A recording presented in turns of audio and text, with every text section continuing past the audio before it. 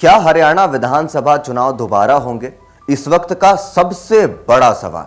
और सवाल यह भी कि आखिर यह बात आई कहां से। इसकी मांग कर रहे हैं कुछ कांग्रेस के नेता, और इतना ही नहीं, अब यह मामला चुनाव आयोग तक जा पहुंचा है। तो ऐसे में सवाल उठ रहा है कि क्या सच में हरियाणा में खेल अभी बाकी है? इन तमाम सवालों के जवाब तलाशेंगे इस वीडियो में। नमस्कार, आप देख रहे हैं इन खबर और मैं हूं आप सभी के साथ ब्रह्मचारी आशीष। तो हरियाणा में विधानसभा चुनाव के नतीजे कांग्रेस के लिए निराशाजनक रहे। 8 अक्टूबर को नतीजे सामने आने के बाद हरियाणा में कांग्रेस को 37 और बीजेपी को 48 सीटें मिली। वही परिणाम से पहले तमाम एग्जिट पोल्स में कांग्रेस को बहुमत मिलता दिखाया गया था। चुनाव परिणाम मन मुताबिक नहीं आने पर कांग्रेस ने इलेक्ट्रॉनिक वोटिंग मशीन पर कई सवाल उठाए हैं।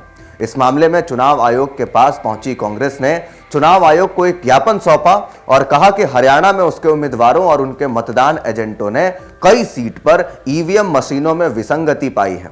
पार्टी ने उदाहरण के तौर पर जिन निर्वाचन क्षेत्रों की एक सूची भी पेश की। आपको बताते हैं सिलसिलेवार तरीके से आखिरकार किन सीटों पर खास तौर पर कांग्रेस ने सवाल खड़े किए। तो सबसे पहली सीट है इसमें करनाल, दूसरी है रेवाड़ी, पानीपत शहर, होडल और नारनौल। कांग्रेस पार्टी इन सीटों पर 610 वोट से लेकर के 35,672 वोटों के अंतर से हारी है, और इनमें से एक को छोड़कर बाकी सभी सीटों पर भाजपा ने जीत दर्ज की है। एक क्षेत्रीय दल के जो नेता हैं उन्होंने जीत दर्ज की है। नारनौल पहली ऐसी सीट थी जिसका नाम कांग्रेस ने लिया और कहा कि यहां अनियमितताएं हो सकती हैं। वरिष्ठ नेताओं ने मंगलवार को मतगणना के अंत में इस बात का उल्लेख किया कि महेंद्रगढ़ स्थित नारनौल सीट पर भाजपा के ओम प्रकाश यादव ने कांग्रेस के नाव नरेंद्र सिंह को 17,171 वोटों से हराया था। 2014 और 2019 में भी नारनौल से जीतने वाले ओम प्रकाश ने पिछली बार से अपना वोट शेयर इस बार बढ़ाया है, और ऐसे में नारनौल से पिछली 2 बार से हार रहे कांग्रेस के प्रत्याशी इस बार भी हार गए और तीसरे स्थान पर रहे। दोनों बार उम्मीदवारों की लाइनअप एक ही थी। अब बात करेंगे करनाल सीट की। कांग्रेस ने यहां भी अनियमितताएं होने की आशंका जताई है। इस विधानसभा क्षेत्र का प्रतिनिधित्व 2014 से लेकर अब तक भाजपा के पूर्व मुख्यमंत्री मनोहर लाल खट्टर करते रहे हैं। हाल ही में संपन्न हुए विधानसभा चुनाव में भाजपा ने सैनी को लाडवा से टिकट दिया और खट्टर के करीबी जगमोहन आनंद को करनाल से टिकट दिया। आनंद ने कांग्रेस के सुमिता विर्क को 33,652 मतों से हराकर जीत हासिल की।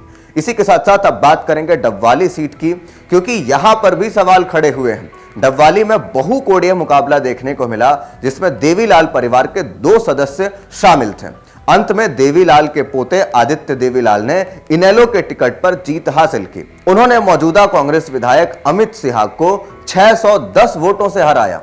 इसी के साथ साथ जेजेपी के दिग्विजय चौटाला भी इस दौड़ में थे, जो पूर्व उप मुख्यमंत्री दुष्यंत चौटाला के भाई हैं, और वे इस सीट से तीसरे स्थान पर रहे और उन्हें 35,261 वोट मिले। इसी के साथ साथ अब बात करेंगे होडल सीट की।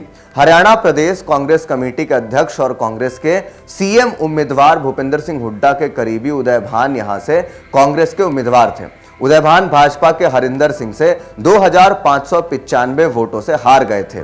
और अब बात करेंगे पानीपत शहर की। इस सीट पर भाजपा के मौजूदा विधायक प्रमोद कुमार विज ने 35,672 मतों से कांग्रेस के वीरेंद्र कुमार शाह को हराया है। और आखिरी रेवाड़ी सीट, इस सीट को लेकर के कांग्रेस के वरिष्ठ नेता और पार्टी के ओबीसी विभाग के अध्यक्ष कैप्टन अजय सिंह यादव का गढ़ माना जाता रहा है, लेकिन इस बार भाजपा के लक्ष्मण सिंह यादव ने यहां से बाजी मार ली। तो ऐसे में ये 6 वो सीट हैं जहां पर कांग्रेस के कार्यकर्ता और कांग्रेस के उम्मीदवारों को लग रहा है कि यहां पर कुछ आशंका है, यहां पर कुछ कहीं ना कहीं हेर फेर की, धांधली की, या फिर गिनती में कुछ उलट फेर की जो आशंका है वो है।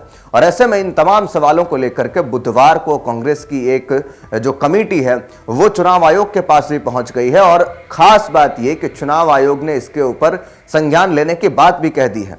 तो ऐसे में सवाल उठ रहे हैं कि क्या सचमुच हरियाणा में अब दोबारा इन सीटों पर विधानसभा चुनाव होंगे? क्या कुछ होगा, पूरी जानकारी देंगे आपको। हालांकि आप क्या सोचते हैं इस बारे में कि क्या सचमुच कांग्रेस में सीटों की गिनती पर हेरफेर हुए हैं? कमेंट में अपनी प्रतिक्रिया जरूर व्यक्त दें। बाकी के अपडेट्स के लिए देखते रहिए इन खबर। धन्यवाद।